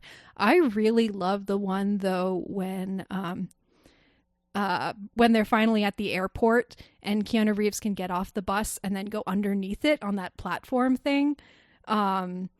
which looks so much fun and also so incredibly dangerous. And I could love when Sandra Bullock is like, oh, this is not a good plan. Oh, I don't like this plan at all. And she keeps freaking out because she thinks that she's killed him. It's great. Also, have to shout out. Well, doesn't she run over like a bump of something at one point and then she thinks it's him? Yeah, what is it that she runs over? Well, the platform itself that he was on gets like sucked out and it goes under the wheels. Right. But he's like clinging to the bottom of the bus, so he's fine. But she thinks it's him and she's like, oh God, I've killed him. Also, like his ankles would have been ripped up. Like you just kind of repeatedly see his shoes kind of grazing across the ground. I'm like, no, his shoes would be destroyed and his ankles would be ripped up. Like there's no way that his shoes are intact. Absolutely. There's absolutely no way. Absolutely. It makes no sense. Also, and like him stabbing the gas tank and that somehow allows him to stay up. Like, how does that work? But also him stabbing the gas tank and him being like, we're leaking gas. And then they proceed to drive for another like 45 minutes to an hour, and then all of a sudden when it becomes convenient for the story, then they're like, we're running out of gas fast. And I'm like, if you had been running out of gas this quickly the whole time, you would have been unable to drive like 20 minutes ago. I love how he's like, we're losing gas, and she's like, oh great, because you didn't think we had enough problems to solve. And it's like, fair enough, he did cause that problem directly. Yep. Yeah. Also, can I just say? Oh, sure. Oh, go ahead. Go ahead. Well, I was just gonna say. Also, got to shout out the absolutely iconic scene that I vividly remember my parents describing to me when they told me the plot of this movie, where they're like barreling through downtown LA, and then this woman with the baby carriage starts. Oh walking my out gosh! in front of them, Yeah. And they're like briefly distracted, and they crash into it. And all these cans fly everywhere. And poor Sandra Bullock is freaking out. She's like, and Keanu Reeves is like, cans! I was freaking out while watching it because I didn't know it was cans. And I actually freaked out. Yeah. Oh my goodness. Yeah, it's terrifying. It's such a good idea for a scene because you just see, you're not expecting. And the way they use this like really vintage looking baby carriage too. It's just like it completely sets you up to be horrified. And then the relief when you realize that nothing actually happened is, yeah, it's palpable. Yes, absolutely. I will say there was another thing in the movie, which I'm not saying that this would actually work, but there were so many things where I was like, I feel like there's other ways to handle this situation. Like in particular, so when they made it to the airport tarmac or whatever you call it, I thought that was brilliant because then I was like, oh, now they actually have time and space to be able to like come up with some sort of strategy. They can clear the airport and the bus can basically just circle and not have any issues with like slowing down. And then that's when I was like, okay, this is now time to start creating some sort of plan other than we can't get people off the bus. And so I was like, if I were an officer or someone there at this time, I would have been like, hey, we should go get some like big mats or inflatable things or something. Even these airplanes, they've got these like those big, rafts that you can open up in the event of like a plane crashing in water or something. I was like, why don't they get a bunch of mats and line them up on two sides of, the tarmac somewhere? And then when the bus gets close enough, they can give them some objects to like break the windows open in the bus. And then they'll say like, okay, when we drive by the mats, on the count of 3, everyone jump out of a window to land on these mats. Because it's like, if one person goes at a time, the bus will blow up. But I'm like, if everyone goes at once, like, it'd be fine. I think your idea has some... I think there are some kinks that might need to be worked out of that idea. Okay, but like in this movie with so many other things that happen unrealistically, I'm like, there's other ways to solve this problem, but okay. That is a good point.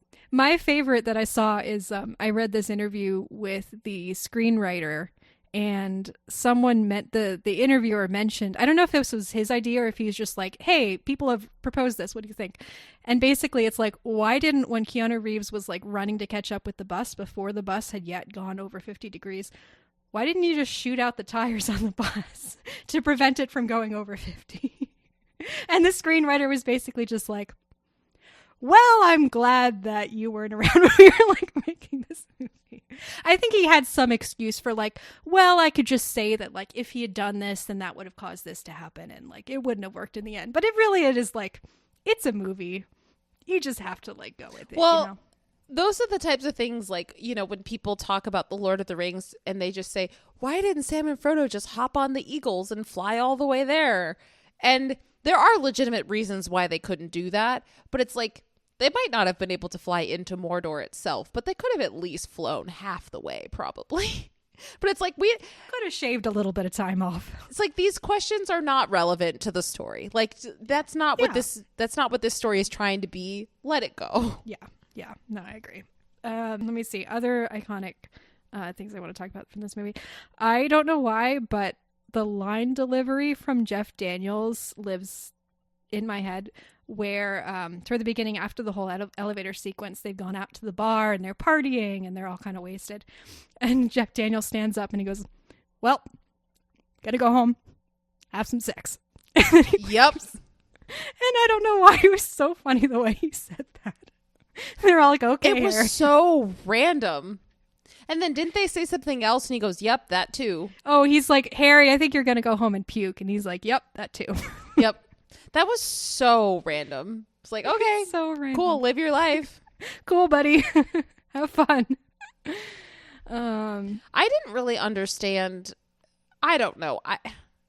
I didn't connect with Jack and Harry in this movie, but that's with fine. Their friendship, you mean? Speak on that.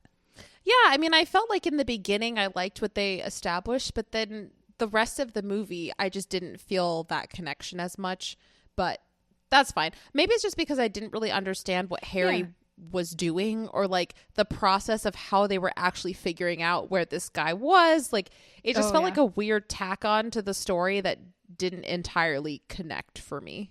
Yeah.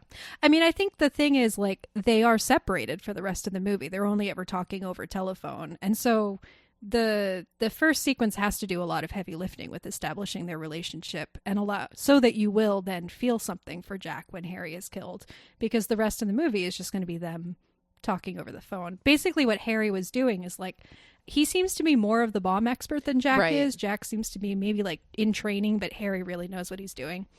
So when Jack has questions about the bomb, he'll go to Harry. Like, he asks him about, why is there a watch built into the timer? And Harry has that info of like, oh, bombers, like the way they build bombs is usually very unique. And, you know, there's definitely some sort of message that he's trying to communicate. So he's doing this behind the scenes detective work of like, starting with the watch, can we then extrapolate who the bomber is and what he's trying to tell us? So he's the one who first is able to figure out, oh, the bomber must be a cop, and he must have knowledge of bombs, and because we saw him and, you know, we saw that he has this disfigurement, he must have some sort of disability.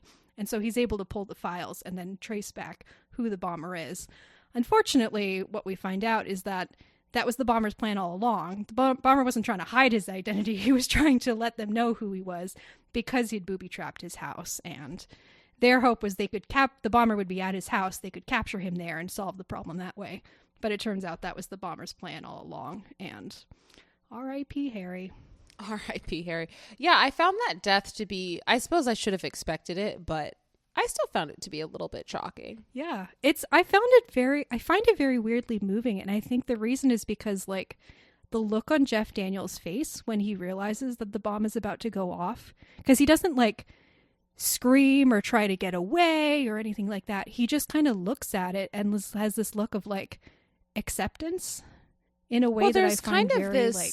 There's kind of this theme throughout the movie that we hear in conversations between the captain and just the people that are police in this movie. This theme of like, you never know when your time's up, but like as a cop, you have to recognize that your time will come, that it's just inevitable. And so I think that was just another nod to that idea of just like, yeah, he knew that his time was there. He knew it was coming eventually. And he's like, all right, there's nothing I can do. I've been preparing for this ever since I signed up, and now it's here.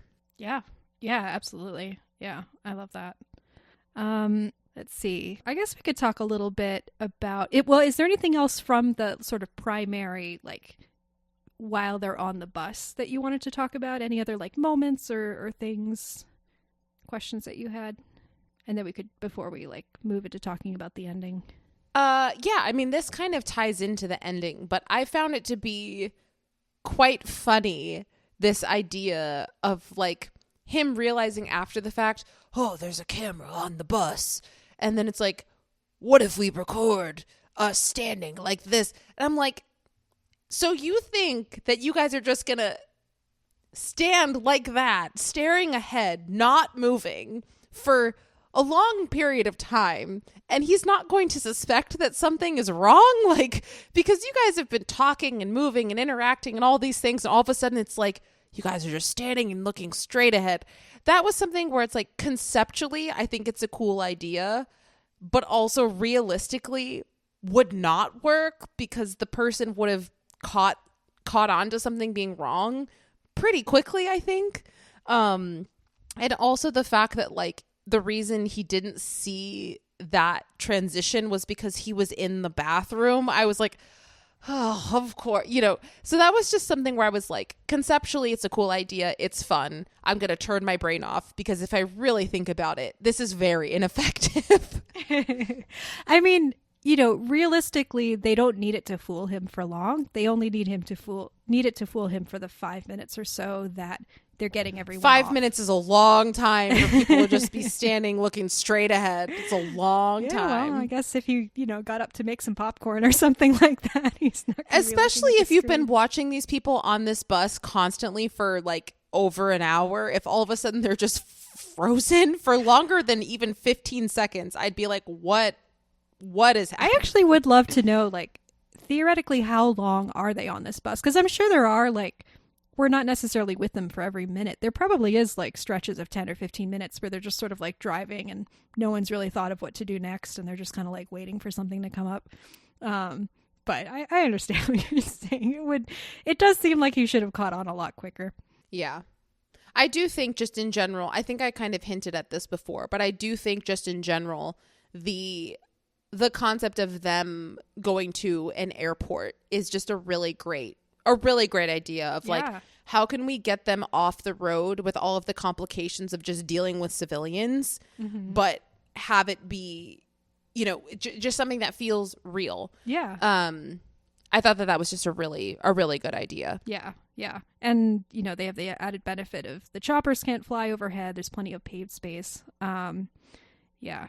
Yeah, definitely. Also, speaking of the choppers flying up ahead or not being able to do that or whatever, we have to talk about the very dated reality that the map isn't updated. We don't know that construction isn't done. I'm like, he's like, but the highway's on the map. It's complete on the map. It's like, oh, classic LA not being on schedule. And I'm like, I wonder how funny that was in 1994 and in what way it was funny versus how it's funny now. Just this idea of like the fact that was ever a reality of you were so dependent on maps that you didn't know that a road was closed. That's just crazy to me. And no one had thought to like, you know, maybe just like take a quick glance along the length of this road, see if there's anything we need to be it's aware like of. The highway, it's shut down, but we're not going to think about why. Like, well, it's under construction. Goodness. That's the idea, is that they're building it. I guess like it's like this. Yeah, all of this is happening. You'd think if they paid attention to that, they'd be like, let's check the status of actually what this highway is. I mean, I guess we just have to say, again, it's like, you know, we hand wave this because it's a movie. It's silly. Like, we shouldn't look too deeply into this. But, you know, sometimes, like, they are in this high-pressure situation where things are moving extremely fast. They were just had scraped up this idea of, like, oh, wait, there's a highway where it's under construction. That's great. Let's get them onto that and then figure out what to do next. You probably have to, like, go wake up some, like, engineering people who are asleep and be like, hey, we need your maps and plans because this is the 90s. Or for this helicopter. Highway. We need to know what's going on with this project. Or a helicopter could just fly ahead and see what's happening on the highway. They have like 4 helicopters right there. Well, you know, they solved one problem and then they find out they've got to solve another. So Can I also just say one thing real quick before we transition to kind of like the subway and everything at the end? I don't want to be a Debbie Downer, but I just feel like this needs to be said. And if we end this episode without me talking about it, I'm just going to feel weird. So I did a little bit of research on this movie, as I typically do every time we finish watching a movie for this podcast.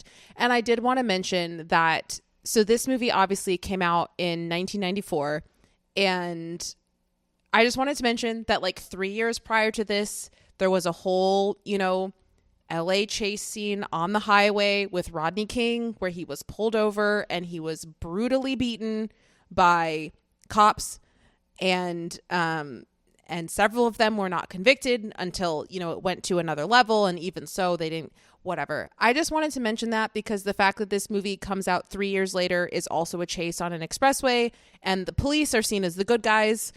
I'm not saying whether police are good guys or bad guys because I'm not going to get political, but I think I just felt like that needed to be mentioned in terms of the grand context of when this movie was released. Yeah. No, that's a really good point. And also, I also had kind of been thinking too, in that scene that you had mentioned before when Jack pulls over the sports car owner so that he can commandeer his car. He has this line where he's like, I've been told you people so many times this car is not stolen. Like, there's just a brief line alluding to the fact that cops have apparently been harassing him because he's a black man who's driving an expensive sports car. Mm-hmm. So, maybe a little bit of commentary snuck into there in the midst of this action movie. So, yeah, I just felt like it was something that needed to be mentioned. So, yeah, definitely.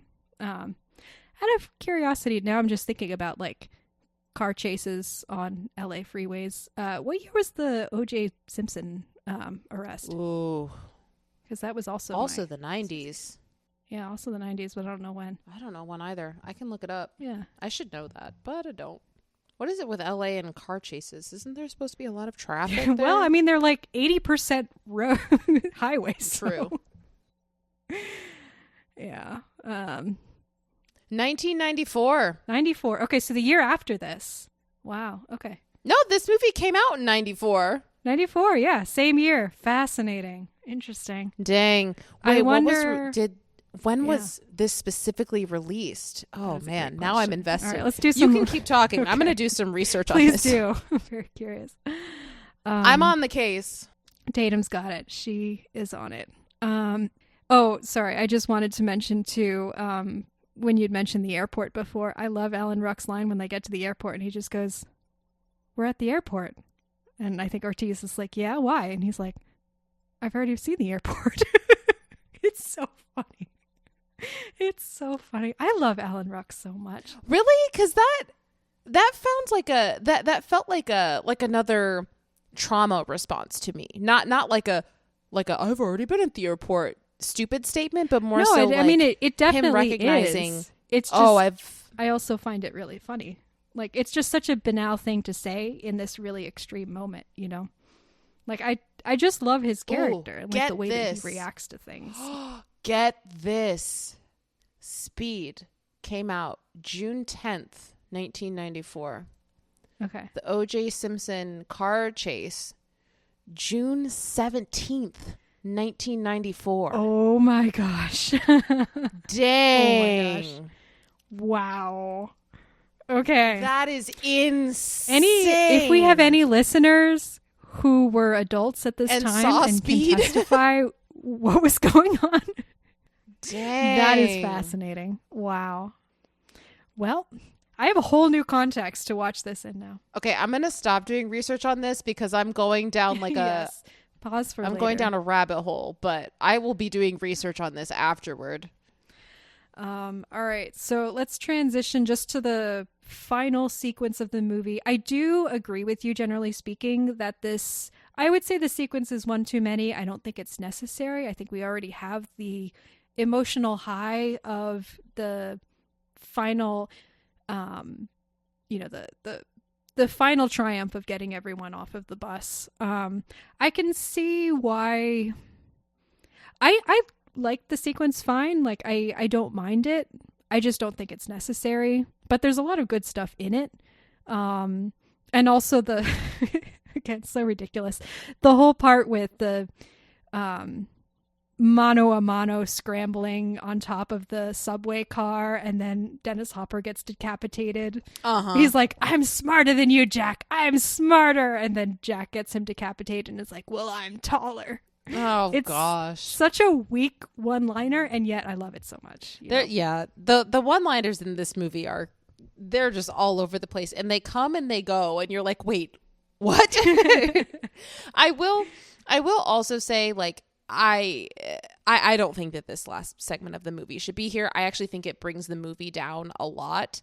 But I think that this movie, there's a lot of circumstances where you can kind of suspend disbelief and just be like, hey, it's an action movie. Like, we're just here for the vibes. We're having a good time, whatever. We're not going to think about it that much. But the ending of this movie was like, I can't suspend my disbelief anymore. The fact that this entire train is being launched out of a subway onto the road and it's flipping and all of these things, and they're just holding on to this bar that she's handcuffed to. And first of all, they're not like blown to bits, but also they're not really injured at all. In my brain, I'm like, even if they do survive, their arms are going to be broken, their backs, their legs, like they're going to be in bad shape.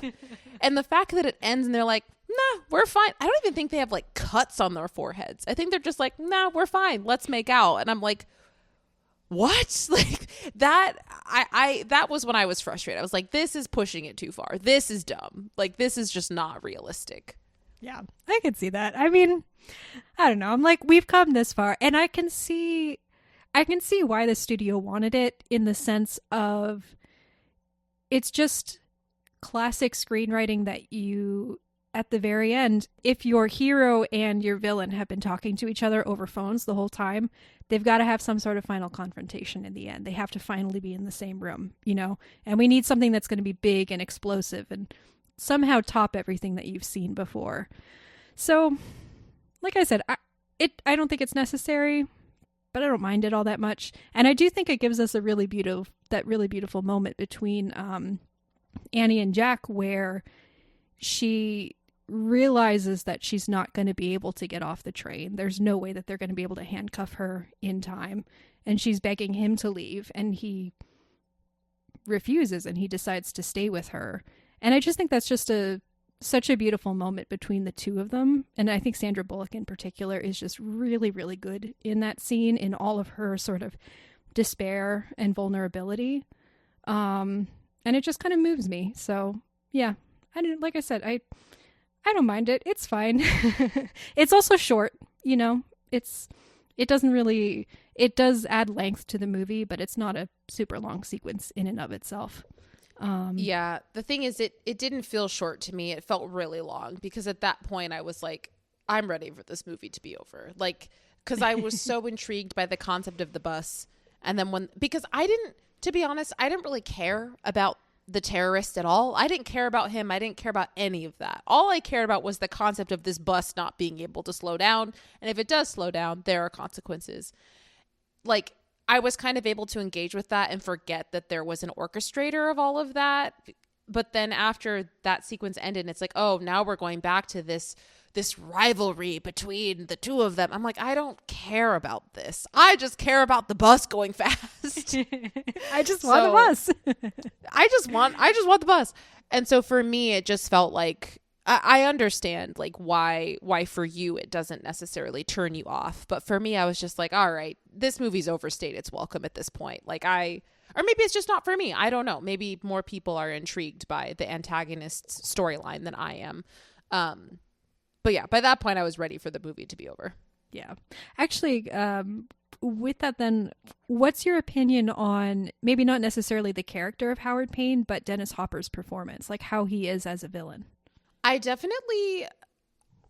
think as time went on, he just seemed more and more like a person who didn't really have any rhyme or reason to what he was doing. He just couldn't stop playing the game in a lot of ways. He just felt like someone who kind of had lost his mind and gone a little bit insane. And I think that he sold it really well. Like, I believed him as this person who just like is just caught up in this idea of playing these games with people and gets a thrill out of it and doesn't stop. And he's kind of a little bit crazy. And yeah, I believed him as that person. I thought he did a great job. Obviously, he's got some of the dumbest lines in this movie, but like it's because he didn't write it. So like obviously he has no control over that. But also it contributes to this idea that he's this deranged kind of person. And so I don't know. I thought he did a good job. Yeah. I really I really love the line where, you know, he delivers this whole weird monologue about how like the bomb's purpose is to explode, and if you're stopping the bomb, you're denying it its purpose. And Jack is like, you are fucking crazy. And the Howard goes, oh no, poor people are crazy, Jack. I'm eccentric. Like, okay. Yeah, I remember him saying that and I was like, that is so random and from out of nowhere. Like, what? Is this guy now a billionaire? He's got his like, bags of money. He's like, I can afford to be eccentric now. So there. Yeah. All right. That's the dream. Yeah. We all just want to have enough money to be able to be justified in our in being eccentric. That's right. Oh man. All right. Any final things that you wanted to mention about the movie overall before we transition into the awards and critical? I don't think so. This movie was just a lot of fun. I enjoyed it. Yeah, I agree. Oh, I just wanted to shout out the score as well. I think you mentioned it before as well, but it was like, because the whole first shot, which like we need to bring back credit sequences. Like credit sequences are so great. I feel like it's a lost art, but it's all just going down the elevator shaft while the credits are rolling. The credits are in this amazing like blue block 90s font that looks like something you'd see on a Windows 95. It's amazing. And the score is playing, and the score is just this really interesting, like it's kind of synthy, it's kind of electronic, but it's also really melodic, and it keeps kicking in at exciting points in the movie, and it's just really catchy. And yeah, I love the score for this movie. It fits the vibe so well. Yeah, it's definitely very of its time, but I did like it as well. And also I just thought of this because I'm looking at the cast list on IMDb. I just wanted to mention real quick the part of the movie where we're introduced to that one guy who's holding the gun because he thinks that Jack is there for him and some crime that he's committed, and Jack is like, I'm not a cop. I'm just a guy who's here to help. And I thought that was really just like an added layer to just giving all of these kind of avatar bystander people, giving them more of a story. I think it also kind of preaches to this idea of like cops are the good guys in ways that they might not necessarily always be. But I just thought that was something that just needed to be mentioned because it was a relatively important aspect of the film. So just wanted to bring it up. Yeah. I don't necessarily have any thoughts on it, but yeah. And actually, I mean, this kind of goes along with what we've been saying, but just again, like something that is, I think, so vital to the energy and the texture of this movie is this web of relationships, even among sort of extras or secondary characters that we don't spend a lot of time with. I love the fact that when the bomber first contacts Jack about the whole situation, he does it via, he blows up another bus first. But before he does that, we get to see the bus driver. He gets off, he goes into the coffee shop, Jack is there, they have this whole exchange. Like, you get this sense of history and relationship between the two of them. And then, so when the bus driver then immediately gets blown up, you're like, oh, that was a person that I care about. And he had friendships, and, you know, like, it's just small, simple storytelling tips. Or the fact that Sandra Bullock apparently rides this same bus every day. She knows some of the passengers already. She knows the bus driver. They've got a whole rapport, the whole, like, banter back and forth.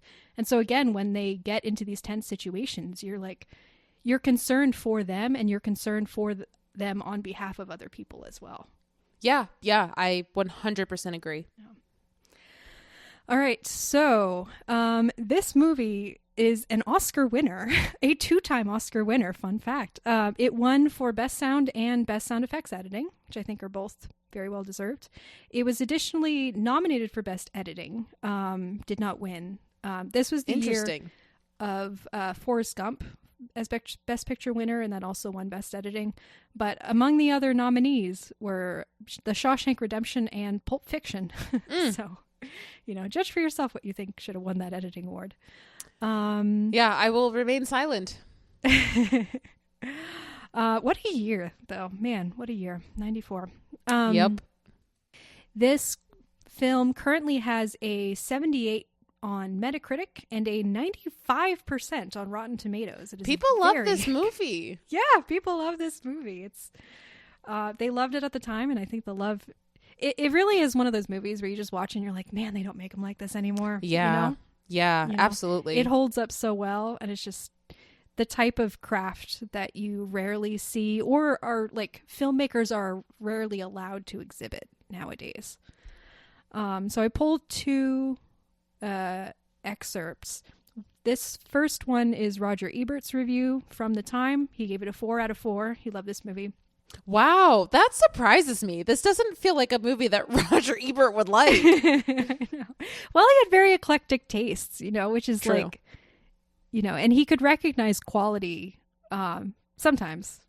I mean, sometimes I disagree with him, but like, if a movie is good and it's succeeding what he's going to do, he's probably going to like it, which is one of the things that was great about him. And he had such a way with words. So what he says here is, films like Speed belong to the genre I call bruised forearm movies because you're always grabbing the arm of the person sitting next to you. Done wrong, they seem like tired replays of old chase cliches. Done well, they're fun. Done as well as Speed, they generate a kind of manic exhilaration. What a way with words. Well said. What indeed. And then the next one I pulled is a writer named Brandon Lee for The Guardian, and he was writing a 30-year retrospective. So this article was published in just this past June, 2024. So talking about recent action movies, he says, action has gone from very bad to way worse, with a lazy over-reliance on the alienation of digital over the immersion of physical, and even bigger budgeting films are still lacking that crackle and texture of real film. Industry fear has also increased the number of reboots, remakes, and legacy sequels, all sleepwalking on fumes from years prior. Zombies roaming the cinemas where humans used to be, which makes something like Speed, a tightly plotted, modestly budgeted, and original action thriller led by two genuine movie star performances, one established, one emerging, stuffed with action that feels urgent and involving, if not always plausible, feel like a bigger treat now than it even felt back then. Yeah, well said. Again, they don't make them like they used to. I think between this movie and Godzilla -1, our last episode, I think, you don't need really big budgets to make good action movies, guys. You really don't. Yeah, so I'm just going to put that out there. Yep. Well, I feel like it's just, there's so many things that are wrong, have always been wrong with Hollywood, various things at various times. But like right now, especially, there's just not care or trust being put in filmmakers so often, There's just a sort of, well, we can easily create it in 2 seconds digitally. We can kind of half-ass the lighting, we can half-ass the editing, we can cast people who are not right for these roles because they're popular on social media, and that's going to be enough. And just putting in the extra effort for something like this, and a genre that is so fun and speaks to so many people, but is like one of the first things that starts to be treated lazily or with disrespect, it just frustrates me so much, like, it's not, like you say, it's not about the budget, but it is about care, and it is about craft, people like really caring about their craft, and studios being willing to give the money, give the time, give the space, give whatever for people to actually create something good. And that's just not common enough. Yeah, not anymore. Yeah, it happens. It does happen. We do have good action movies, but just not enough. Yeah. Well, I mean, you look at things like Furiosa, a Mad Max saga or whatever, and yes, is it like a legacy? Yeah, yes, it is. It's based off of previous canon, but also like the studio took a risk on it and it made like no money whatsoever. So what is the incentive for production companies to put money behind projects like that? But then it's also like, haven't you trained your audiences to only consume certain things? So like, anyway, that's a long tangent, but it's like, what came first, the chicken or the egg? But anyway, I appreciate when we do get movies like this. Obviously, this is from 1994, but whenever we get movies like this, low budget but solid, well made, entertaining. Like, you know, we got to enjoy those movies. Yeah. Yeah. And when possible, really treat them with the respect they deserve and see them on the big screen if we can. Yeah. You know, like this is a movie that was made to be seen on the big screen, and you can see that in just all the care that was put into it. I was born too young, too late to ever see it on the big screen. I would love to someday. But I feel so many movies are just made with this expectation of, well, someone's going to put it on and then they're going to be on their phone and then occasionally they'll look up and something cool needs to be happening when they look up, but we're not going to expect them to actually sit down and watch it with their full attention. And so we don't need to, create it with that in mind. Yeah. And like you say, that then shapes the expectations that people have. If people are not rewarded for putting their full attention into something, then they're going to be trained not to. Mm-hmm. And I think that's a shame. Yeah. I could talk about this for forever, so I'm not going to keep talking about it. Yeah. All right. So final thoughts. Yeah. This movie's it's so much fun. And again, like it's fun in that it's really well done, well crafted action cinema. That is one of the reasons that it has endured, that it still holds up in my opinion. But I think the thing that really pushes it over the top again is the casting, is the writing, is the web of relationships and the really human, the way the movie sucks you into feeling like these people are real people and you get invested in them so quickly. And I think that's just difficult to do. And the way that this movie does it is so impressive. And I hope someday we can get more movies like it. Yeah, I second everything that you just said. So the only thing I'll add on top of that is that this movie is a lot of fun. I'm glad I watched it. And I think that this is definitely going to be a rewatchable movie for me. I would like to watch it again. So yeah, thanks for finally getting me to sit down and watch it, because it's been on my list for a long time, but I know that unless forced, it never would have been watched. It would have just kept, falling to the bottom. So I'm glad I got to watch it. So thank you. You're welcome. I'm so glad you liked it. And now we got to do an episode on Point Break at some point too, because I love that movie too. It's very different. Oh boy. Oh yes. But there's a lot to talk about. And also how that fits into Catherine Bigelow's Tatum, filmography. Fascinating. Oh yeah. Yeah. The woman is a scholar of masculinity. Indeed. Do you want to tell our lovely listeners what we're going to be covering in the next episode? Yes. So our next episode is going to be coming out shortly before Thanksgiving. And I texted Geneva this when I first chose this movie. I was like, I don't know why, but for some reason this movie gives me Thanksgiving vibes. And Geneva was like, well, family drama is very on the theme of Thanksgiving. And I was like, yeah, I guess so. So for our next episode, we will be discussing the Philadelphia Story, which came out in 1940. It is a movie that I love. For some reason, I always mildly forget about it when I don't watch it. But then when I watch it again, I'm like, oh my gosh, I love this movie. So I'm very much so looking forward to watching this again and also talking about it with you, Geneva. I don't know if we've ever talked about this movie together, so it'll be fun. Yeah, I don't know if we have. I think I didn't realize that you love this movie as much as you did until you chose it. And I was like, wait, how are we doing this movie? And I'm not the one who chose it. I mean, it has Katharine Hepburn in it. How could I not love it? Oh gosh. All right. I am super excited. She's a goddess. I love her. She is. Yes. And she was the reason that movie got made. And she's so smart. Okay. All right. So thank you everybody for listening. This has been so much fun and we will see you next time. Bye. Bye.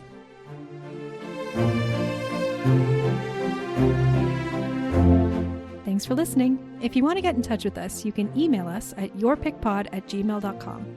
Our theme song was composed by Joel Rushton, and our podcast graphic was designed by Kara Shin. If you like this show and want to hear more, please rate and subscribe on your favorite podcast platform. We're excited to have you on this journey with us. Until next time.